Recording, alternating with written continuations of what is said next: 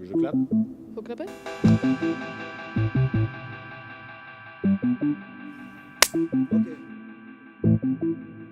Action.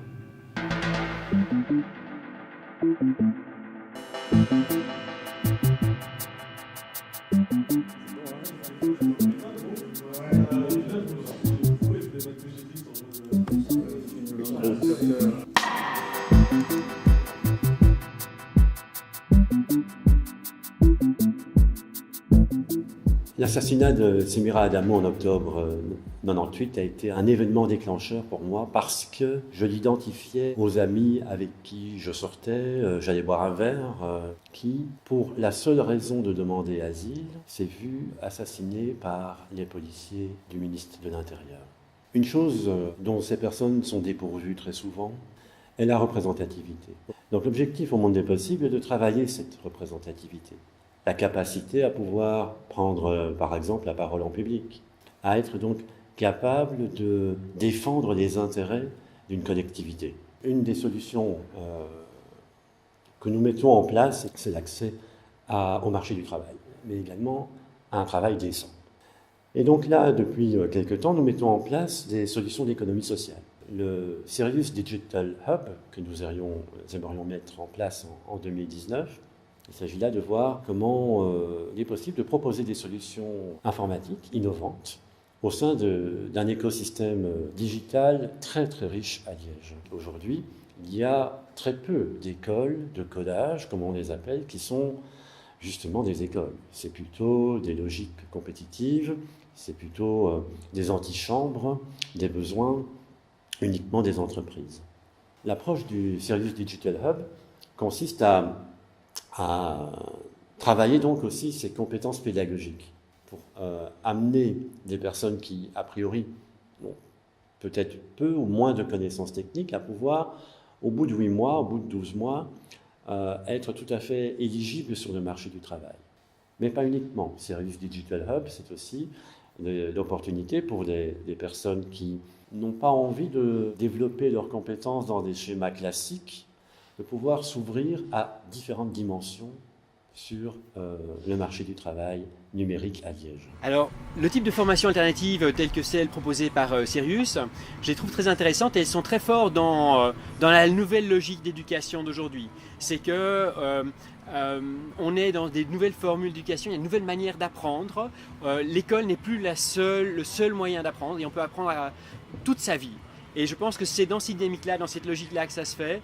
Et en plus, l'informatique est quelque chose qui se prête vraiment à ce type d'apprentissage parce qu'on est dans des logiques coopératives, on est sur des outils ouverts d'apprentissage. Et ce qui fait la valeur du développeur, c'est pas le diplôme, c'est la qualité du code qu'il génère. Et ça, c'est que lorsqu'on code qu'on peut le voir.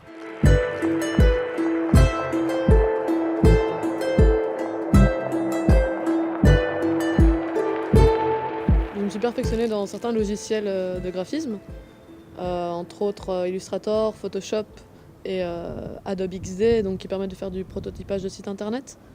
XD, je connaissais pas du tout, Illustrator, je connaissais assez bien, et Photoshop un tout petit peu. Mais je me suis perfectionnée dans les trois, quoi. Il y en a un que j'ai appris de A à Z. En web design, moi j'avais déjà un bagage au niveau de la suite Adobe, et principalement sur Photoshop. Mais j'ai quand même été surpris en fait de travailler de manière différente, d'apprendre quand même pas mal de choses. Et puis comme on travaille sur des programmes récents aussi comme Adobe XD, voilà, ça m'a permis de découvrir un nouvel environnement qui est vraiment pertinent pour développer quelque chose de vraiment utile dans la création de l'interface d'un site web. Il ne faut pas tout le temps réinventer la roue et aller chercher des nouvelles roues, ça peut être intéressant aussi. J'ai appris beaucoup de choses. Au départ, j'ai eu des notions de base en informatique, mais pas à un niveau de programmeur. Donc, il y avait quand même des petites bases que j'avais. Il fallait faire un test d'admission auquel j'ai réussi. Mais après, quand j'entre dedans, je trouve c'est un monde fou, en fait. C'est un monde plein de trucs. Alors là, j'ai déjà appris beaucoup de choses en termes de logiciels, en termes de programmes qu'on utilise pour la programmation informatique et le montage des sites web. J'ai ici les fiches projet qui sont bien intéressants. que chacun d'entre vous, vous puissiez dire, par exemple, je suis capable de... On a eu des cours de dynamique de groupe.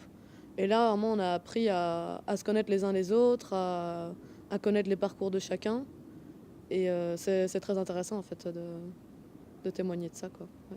Bah, pour moi, ça évoque une sorte d'idéal aussi. En classe, on a beaucoup de personnes de milieux très différents et d'horizons très différents. Et ça permet d'ouvrir l'esprit, de découvrir des opinions divergentes.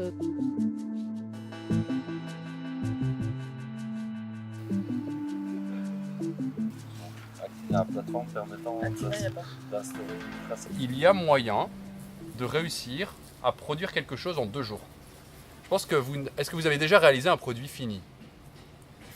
Non, donc ce serait votre premier produit fini. Maintenant, on a des méthodologies qu'on dit agiles. Ça vous parle un petit peu? Agilité, c'est quoi? C'est on va prioriser des fonctionnalités sur base des valeurs de celles-ci. Enfin, un produit qu'on fait en hackathon et un produit qu'on fait en pro, c'est pas la même logique. Alors, un hackathon, c'est, on va dire, quelques jours sur lesquels on va se challenger sur une problématique. Alors, une problématique, ça veut dire quoi? C'est soit on a une idée, soit quelqu'un nous soumet une idée, et pendant 3 jours, on va vraiment essayer de tirer le maximum de cette idée en utilisant nos compétences. Ici, nos compétences, c'est des compétences de technicien, donc de développeur, et donc on va créer un outil pour concrétiser cette idée, que quelqu'un puisse vraiment l'utiliser. Alors 3 jours c'est court, on ne peut pas développer une idée gigantesque, mais on peut vraiment sortir l'essence de cette idée et vraiment scoper sur cet inconnu. Est-ce que c'est une bonne idée de faire ça? Est-ce que l'idée que je m'en faisais, maintenant que je la vois, eh bien elle ressemble, est-ce qu'elle résout un besoin?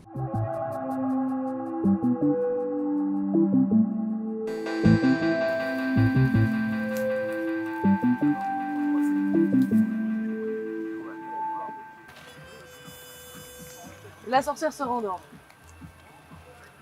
Le village se réveille par ce bon matin. Et cette nuit, Charles-Antoine a été tué. C'était la petite. La fracture numérique, c'est une question délicate parce qu'il y a différents sens en termes de fracture numérique. Il y a l'aspect pécunier, est-ce que j'ai accès ou pas à la technologie? Ça, c'est une première forme de fracture. Et puis il y a l'autre fracture technologique qui est plutôt une fracture intellectuelle, de se dire, est-ce que je comprends l'intérêt ou pas d'utiliser une technologie, d'y avoir accès? C'est important qu'on ait tous accès à cette technologie parce qu'elle est omniprésente et ne pas y être, c'est s'exclure de la société, c'est s'exclure de possibilités de grandir. Mais je pense que d'un autre côté, la technologie se démocratise de plus en plus. Et donc, cette frontière va naturellement se réduire. Voilà, en Afrique, ils développent des ordinateurs pour quelques dizaines de dollars. Donc, il y a des choses qui peuvent être faites. Comprendre les tenants et aboutissants de la technologie, ça ne requiert pas d'être quelqu'un qui fait de la technologie, mais se questionner sur son usage, sur ce qu'elle permet et ainsi de suite. Et là, je dirais qu'il y a à la fois un enjeu d'éducation, de comprendre l'environnement dans lequel on est, de comprendre la société dans laquelle on évolue, et donc, mais aussi un enjeu de citoyenneté. Et je pense que pour pouvoir faire des bons choix de société, c'est être capable de s'interroger, de réfléchir et de bien comprendre la situation. Et donc cette fracture-là, il faut qu'on puisse la réduire pour qu'en tant que citoyen, les gens puissent mieux comprendre la situation dans laquelle ils sont et permettre la prise de décisions politiques qui sont les plus justes possibles par rapport à la situation dans laquelle on se trouve. C'est pas difficile, mais ça demande du temps et la motivation. Tout d'abord, tu dois être motivé et puis consacrer tout ton temps sur les codes et puis ça vient petit à petit et puis on s'en sort bien. Je pense que j'ai rencontré des gens ici que j'aurais pas rencontré ailleurs dans des cursus scolaires ou quoi. À cause de quoi? À cause des études. Enfin, je pense que c'est beaucoup d'autres choses aussi. Mais oui, c'est clair que ça apporte de l'enrichissement personnel et culturel pour chacun, je pense. Oui, vraiment. C'est une opportunité pour des personnes d'origine étrangère de s'intégrer dans la communauté des Belges. Les gens d'origine étrangère ne sont pas isolés, quoi. Pour moi, c'est très positif. Je vis ça normalement parce que en fait, quand on a un esprit ouvert, quand on a l'envie d'apprendre, quand on a l'envie de voir de nouvelles figures, donc la mixité sociale, l'interculturalisme qui existe au milieu des Sirius, ça facilite aussi les réseautages. En fait, on voit de nouveaux gens, de nouvelles gens, on se connaît, on côtoie, et puis voilà, on prend la culture de l'autre. Et puis, donc c'est sympa, ça se passe cool, quoi. Eh bien, c'est un atout, c'est un acquis, donc c'est bien. La mixité sociale, c'est tout à fait quelque chose d'appréciable aussi dans le projet Sirius. Des belles photos, c'est innovant, hein.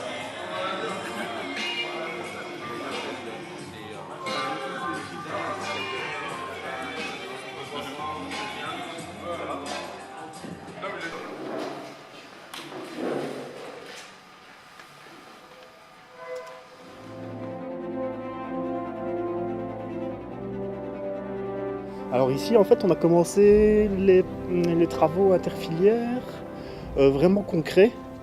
On a pu en faire d'abord comme essai, des tests en fait. J'avoue qu'au début, quand on n'a pas l'habitude, c'est pas facile. C'est pas facile.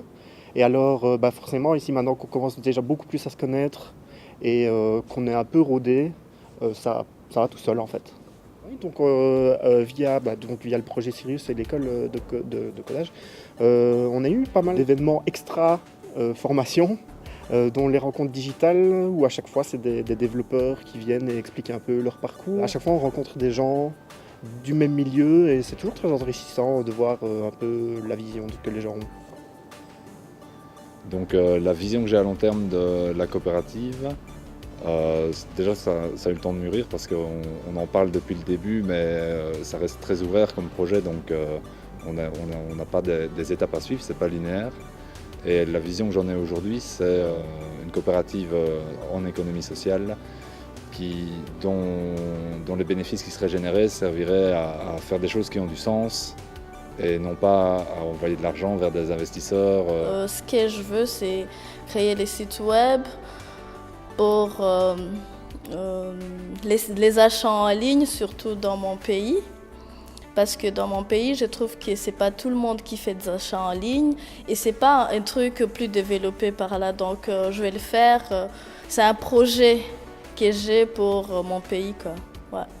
J'espère envisager quelque chose avec mon père parce que mon père aussi fait la formation, mais lui est dans le front-end. Faire un projet ensemble, ce serait pas mal.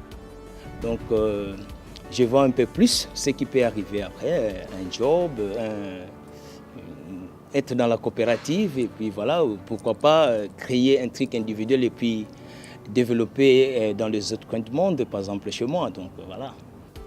C'est juste remercier le monde des possibles qui a pu penser à cette formation et puis aux partenaires qui ont financé la formation.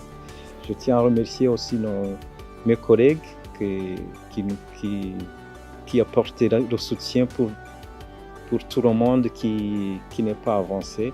Alors, merci à tout le monde qui participe à ce projet et merci beaucoup.